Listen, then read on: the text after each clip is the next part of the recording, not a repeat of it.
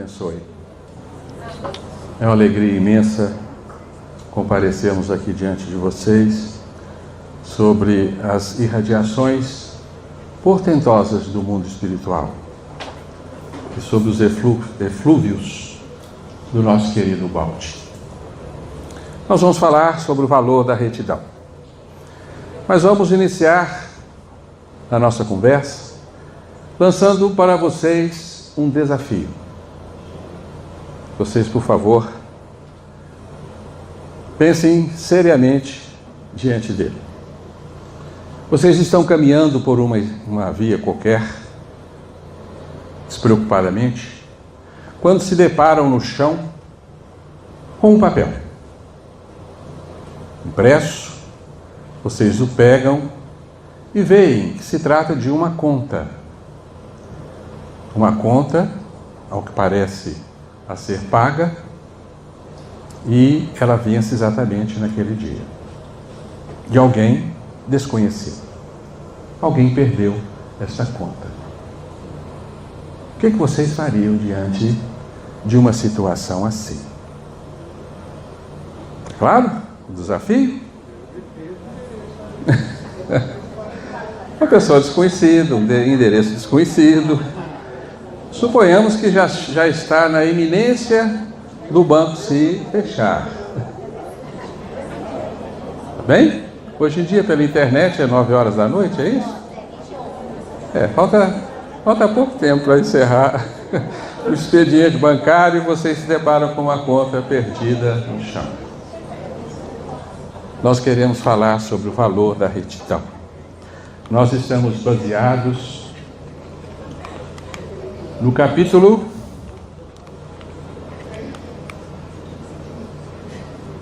último capítulo da primeira parte, chamado Conclusão.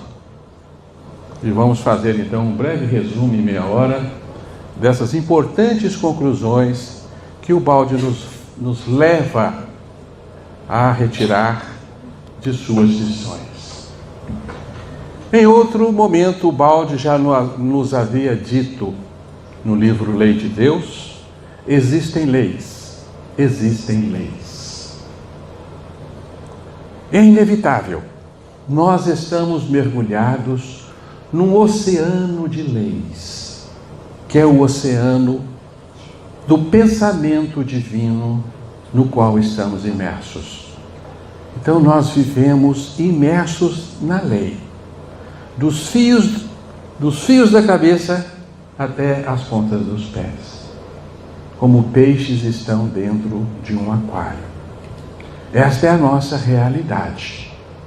Como vivermos neste oceano de leis sem conhecê-las e, sobretudo, sem segui-las? Porque nós somos criados com um princípio fundamental, fruto do amor de Deus, o princípio de autonomia ou de liberdade. Então Deus nos dá a liberdade de seguirmos ou não a sua lei, de obedecermos ou não aos princípios fundamentais que regem a vida e o universo. Que nos convém fazer? Ignorá-las? Não obedecê-las? Fazermos o que bem entendermos? Quais são as consequências disto? É a lei agindo, né, gente? Aí, a lei.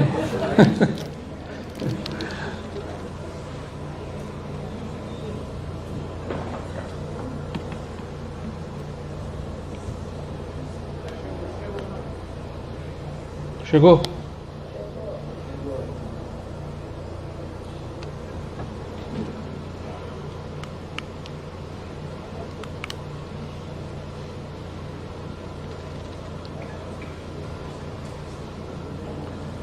Nós temos uma companheira que certa feita estava lendo a Lei de Deus, um dos livros de Ubaldi, e a certa altura da leitura ela pegou o livro com toda a força que tinha e jogou na parede.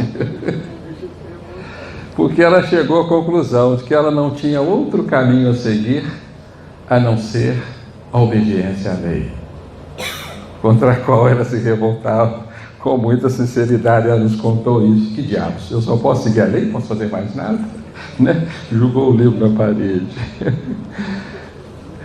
Será que nós fazemos isso com a lei? Será que nós conhecemos o suficiente da lei para agirmos de acordo com os seus quesitos e os seus artigos? Nós nos julgamos ignorantes. Mas a lei de Deus está inscrita na nossa consciência. Nós não podemos alegar que não conhecemos a lei. Porque ainda que não tenhamos uma consciência plena do conhecimento dessa lei, ela funciona em nós, ainda que em nível inconsciente. Imagine então a loucura de um cientista, e isso quem nos diz é o Balde, que, intencionando levar um homem à Lua, resolva ignorar todas as leis da cinética, da gravidade, da balística, enfim, as leis físicas que regem os movimentos. Seria uma loucura.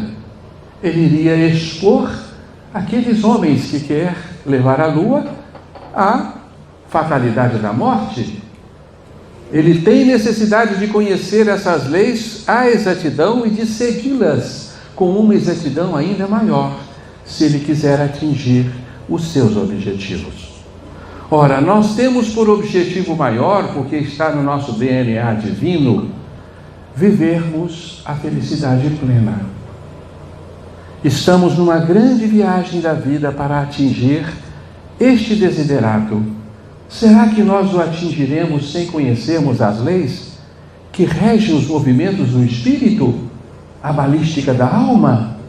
Claro que não. Se nós não seguirmos essas leis, nós não iremos a lugar algum neste universo. Porque a lei é mais poderosa do que todos nós. Porque a lei é o sustento de todos nós. É a lei que organiza toda a fenomenologia deste universo, seja aquela que está no nosso íntimo ou aquela que nos rodeia. A lei é muito maior do que todos nós. A lei foi feita para a nossa felicidade plena. Por isso, o melhor que temos é segui-la. Porque, do contrário, nós, utilizando a palavra esdrúxula, nós nos estrumbicamos. E bye bye, felicidade tão desejada. Portanto, nós somos como peixinhos que trafegam por um rio. Este rio tem as suas margens, além das quais o peixinho não sobrevive. Mas ele tem liberdade de nadar a favor da correnteza ou de lutar contra elas e se resvalar também nas margens da lei. É claro que será para ele uma grande burrice se ele decidir fazer isto. Mas nós assim fazemos. Nós achamos que as leis valem para o universo físico ou químico, mas as leis existem em todas as amplidões fenomênicas. As leis são também biológicas, são também espirituais, atuam sobre os nossos sentimentos, sobre os nossos pensamentos, ainda que mais íntimos. Eles estão subordinados às leis. Portanto, nós devemos segui-las, queiramos ou não, porque é o único caminho que temos para a nossa plenitude e a nossa felicidade. É nós endireitarmos a nossa consciência segundo os moldes da lei. Esta é a definição do princípio de retidão que o Balde nos recomenda. Ai de nós se não segui-los. A vida cuida, na sua sabedoria, que é a sabedoria da lei, de levar-nos ativamente à obediência da lei, fazendo-nos compreender que este é o melhor caminho. Por vezes ela se serve da dor, como nos disse o nosso caríssimo Eduardo Loureiro. A dor como ferramenta de conhecimentos que nos alerta sobre os nossos erros e corrige os rumos da nossa jornada. Para isso, às vezes, a vida se serve de verdadeiras destruições, para que os rumos sejam corrigidos. Portanto, a nossa vida se faz de movimentos de destruições e movimentos de construções. Então nós avançamos como aquele que constrói castelos de areia na margem de um oceano. E vem a onda do tempo e derruba aqueles castelos com facilidade, obrigando-nos a construirmos outros ainda melhores.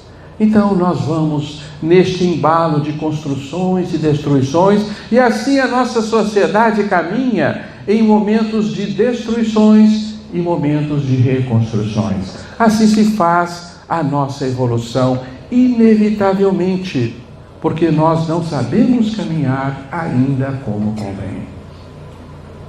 Então a vida convoca os destruidores em determinados momentos da evolução humana. Portanto, a evolução se faz mediante revoluções periódicas. São essas revoluções periódicas, muitas vezes abruptas, rompendo a estabilidade da planície evolutiva, insurgindo abruptamente com novos problemas, novos paradigmas, novos desafios para o homem, derruindo o velho, que jamais quer morrer. Portanto, por vezes, o mundo encontra-se num ponto em que ele precisa dar um salto à frente. Diz-nos o Balde: estamos em movimento de revolução. As revoluções tendem para o novo e sua primeira operação é a limpeza do terreno. Então, os destruidores são chamados ao trabalho. É por isso que nós vamos encontrar no Livro dos Espíritos a lei de destruição ao lado da lei do progresso, como se ambas as leis fizessem parte da evolução, e é claro que fazem. Não podemos, em última instância, considerar que Deus pretende a destruição de todos os valores para construir novos, mas é porque nós partimos de um erro fundamental, o erro da revolta, oriundo da nossa queda. Então vêm os destruidores, e nós estamos em plena era em que os destruidores estão à solta. Todos nós aqui sabemos disso. Vamos sair agora mesmo rumo aos nossos lares e vamos estar sujeitos aos destruidores. Não é verdade? Para todo lado eles estão, né? E por vezes nós também somos esses destruidores. Mas depois das grandes revoluções que destroem aparentemente a vida e seus valores, vem o período da reconstrução. E a vida convoca os construtores, os revolucionários, aqueles que trazem novas ideias e novos princípios e lutam para implantá-los na vida. Este é o momento em que, em determinados instantes, há um conflito entre a ação dos destruidores e a ação dos construtores. A atual destruição está na moda hoje porque serve aos fins da vida, mas ela passará e dará lugar a um trabalho diferente, para o qual serão chamados indivíduos de outro tipo. Que tipo você é? Um destruidor ou um construtor? Ainda que para você mesmo, se você não tem nenhum tipo de atuação na vida ao seu redor. Mas nós podemos fazer escolhas. Nós podemos optar por fazer parte dos destruidores ou dos construtores. E por vezes nós oscilamos entre essas duas posições, ainda que não estejamos habilitados a destruir o outro, a roubar vida, a tirar valores, a assaltar. Olha eu destruindo aqui, ó.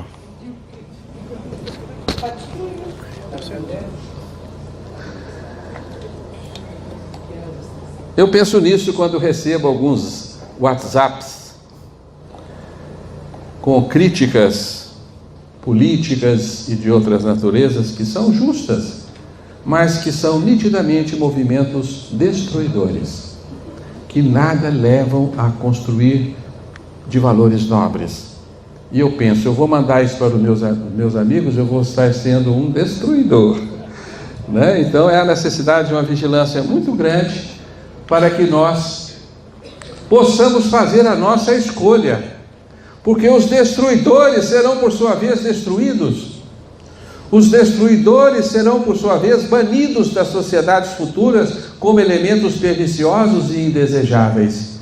Apenas os construtores prevalecerão, até que nova onda, no futuro ainda mais distante, incida sobre os movimentos sociais evolucionários, trazendo novamente destruições e construções.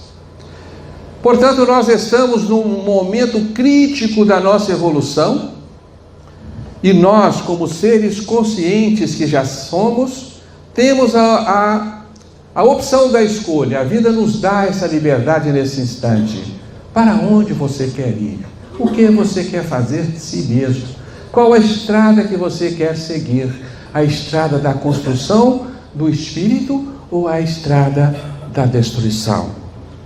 O nosso mundo aguarda a nossa escolha, mas estamos absolutamente convencidos de que o princípio da retidão será o princípio fundamental e base para a nova sociedade do terceiro milênio, a nova civilização do espírito que está se implantando na Terra.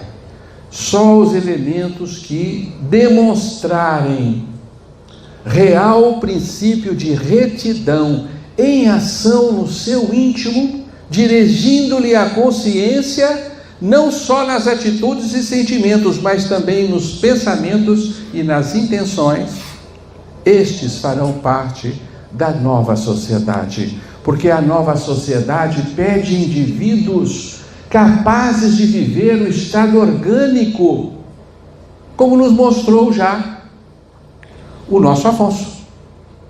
Nós estamos em via de construção de um novo estado, um estado orgânico, aquele que o indivíduo amará a coletividade, dará sua própria vida pela coletividade, e a coletividade será para ele o sustento, a nutrição, permitindo-lhe a vida e o trabalho. Então nós viveremos para o estado, mas nós ainda não atingimos essa condição.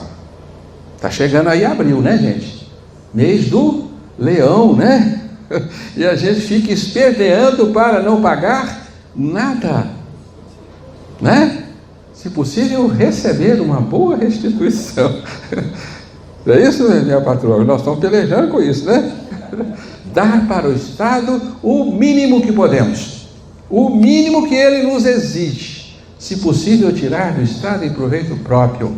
Essa é uma atitude destrutiva, jamais compatível com o estado orgânico, porque no estado orgânico nós vivemos como abelhinhas, damos tudo pela colmeia, somos uma célula de uma grande colmeia e viveremos em função dela. Então, quando você se pegar pensando assim, né, em qualquer abril aí adiante, qual é o máximo que eu posso pagar para o Estado? Eu vou fazer uma declaração em que eu possa pagar o máximo que não me prejudique. A minha patroa já falou, não é o nosso caso. Estamos longe, né? Estamos ainda na fase hedonista e que queremos tudo para nós e nada para o coletivo. Né? Não somos, acredito, não somos seres destruidores, não destruímos o coletivo, mas não colaboramos com o coletivo. O valor do indivíduo será dado não mais pela sua capacidade de dominar, mas de saber coordenar-se com os demais. Então, um novo homem está surgindo nas plagas planetárias, uma nova espécie, um novo homem sapiens, né? Que não será o sapiens sapiens, será outro nome, né? Será o homo sapiens honestos, não sei se terá esse nome, né? Homo sapiens sereníssimos, já foi dado este nome, né? Mas nós ainda vivenciamos este ideal. Este é o homem de valor na nossa sociedade atual. O Rambo, né? Que mata sem dó e piedade os seus inimigos, né? Que nós julgamos como sendo do mal. Ele mata e destrói o mal e nós aplaudimos, né? Hoje vamos chegar em casa depois de seminário, nós vamos lá para os canais da televisão, onde tiver um tiroteiro é que nós vamos ficar, né? Onde tem os homens musculosos, destruidores dos demais, é aí que nós vamos, né, nos deliciar e alimentar o nosso ego vil, ainda animalizado, né? Então o homem da força, o homem da astúcia, aquele que pratica abertamente a desonestidade em próprio favor, este homem ficará para trás.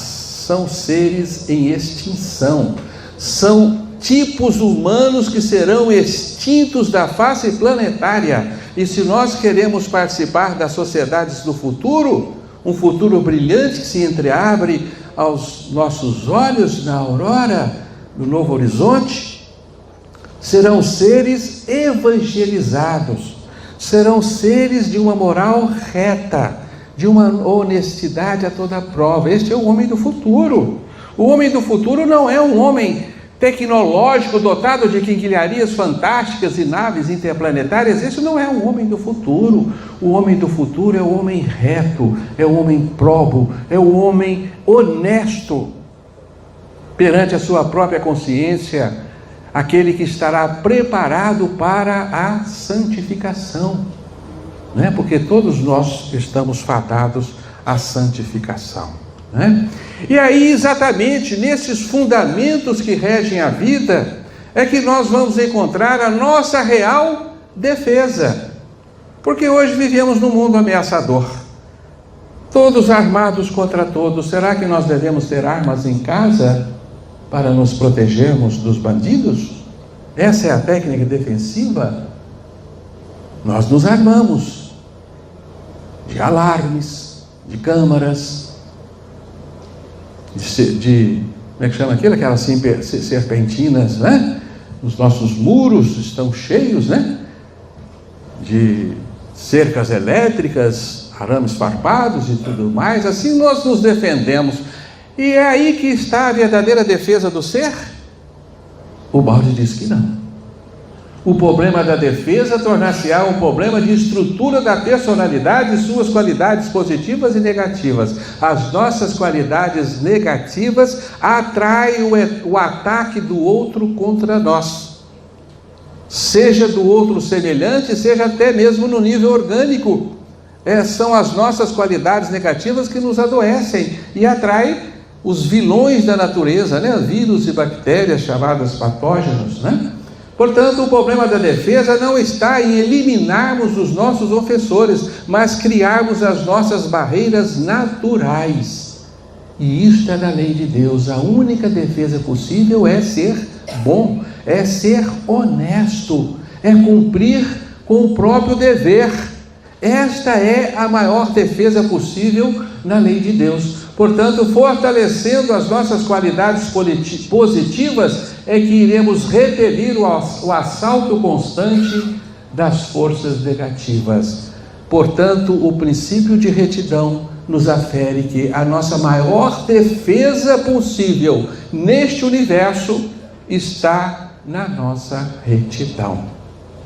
Se você tem compromissos com a lei, você está suscetível ao ataque do outro. Este é o segredo, né? Não só da nossa felicidade, mas do nosso bem-estar, da nossa saúde. Portanto, o princípio de retidão é muito mais importante do que simplesmente estamparmos um lustre na nossa consciência para que os outros nos vejam como seres honestos. Não basta isso. O princípio de retidão nos confere equilíbrio, saúde, bem-estar e poder. O segredo do bem-estar reside em ser constituído de forças positivas, oriundas da retidão. Compramos isso nas farmácias, em pílulas que ingerimos diariamente? Claro que não. A dor é o método que a lei usa para fazermos compreender o erro, a fim de que ele não se repita. O nosso Eduardo já nos falou disso.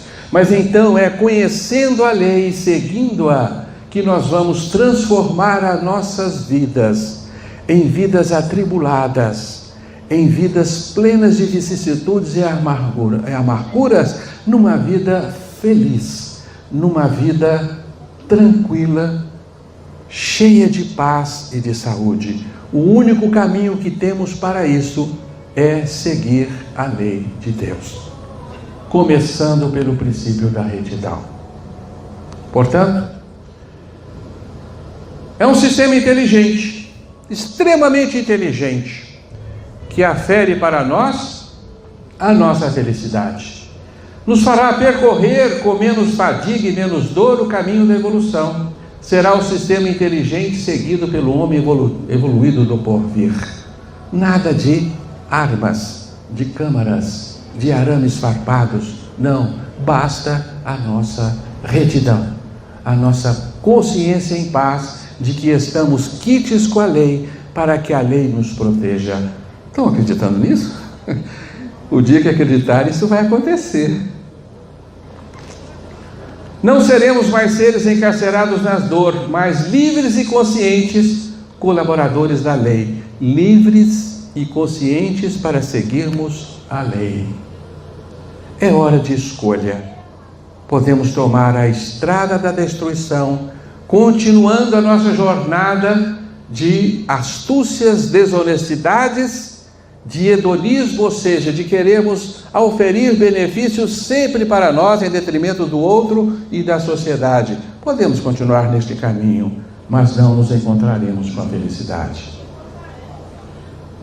Portanto, assim, nós encerramos rapidamente o resumo deste capítulo. E o desafio? Estão lembrando? Já esqueceram da conta que vocês acharam? Vão pagá-la? Não? Dá tempo ainda de entrar na internet, pagar a conta sem que o beneficiado jamais fique sabendo quem pagou para ele. Vocês fariam isso? É claro que cada um vai responder a si mesmo. Paz e alegria. Se quiserem um gabarito, eu posso dizer, ó, sobreviverá neste planeta aquele que pagar a conta. Se fizeram uma conta, tem vários que eu posso ter.